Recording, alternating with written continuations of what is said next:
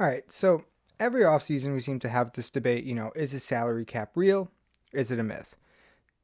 This year especially, it's coming up with all of the restructures and everything going on. So I want to take just another 2-3 minutes here to break down what is a story between salary cap, myth, real, somewhere in the middle.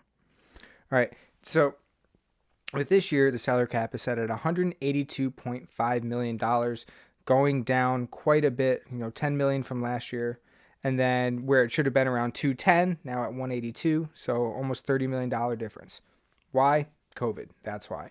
So leading into the offseason, right, a lot of people were really afraid, certain teams are really going to be hurt from this, specifically Philly and the Saints. And then you had the other group of people saying salary cap's not real. Mickey Loomis is a god. We'll be okay. Well, here's where that really comes down to. Salary cap restructures, extensions, void years. There it is. Right? At no point were the Saints ever in trouble of not fielding team. They were always going to get under the 182 cap. Every team's going to get under 182. It's going to be fine. Here's where the issue comes into play. With the constant restructures into signing bonuses, kick it out. They're extending the dead cap hits. They're extending the money further and further down the line, right? And for a long time, this has worked really, really well for the Eagles and especially the Saints. Take a bunch of money, restructure it into a bonus, give it to the player. Who cares about the cap? The cap's always going up, right? We'll be fine, right? They're constantly kicking the can down the road in order to pay for the guys now. It's a viable strategy as long as the cap always goes up, right? So this year is a bit of a hiccup. It's going to cause some issues with, down the line. The cap's going to have to continue to rise and rise considerably over the next 4 to 5 years, hopefully. 2 to 3s, even with the TV deals, they'll probably stagger it a bit. But that's how it's going to work, right? So every team's going to get under. It's going to be okay.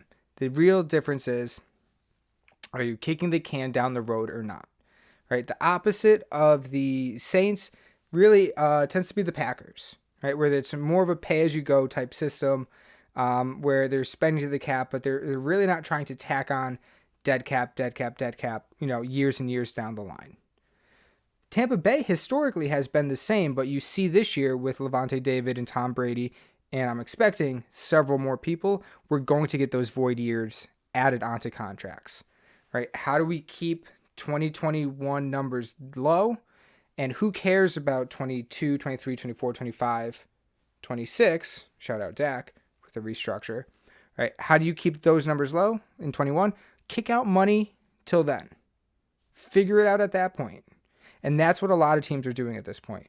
They're saying, I just need to get the guys I want right now. I need to get to the number I want right now. And next year, 2 years, 3 years, 4 years down the line, I'll figure it out then. And it's going to be easier to figure out then because the cap will be higher again. Right? So is the salary cap a myth? Kind of. Right? You can always restructure. You can always move money around. You can always add void years to bring a player's cost down. But is a salary cap a myth of, is any team going to spend 183 this year instead of 182? No, in that way, it's a hard cap.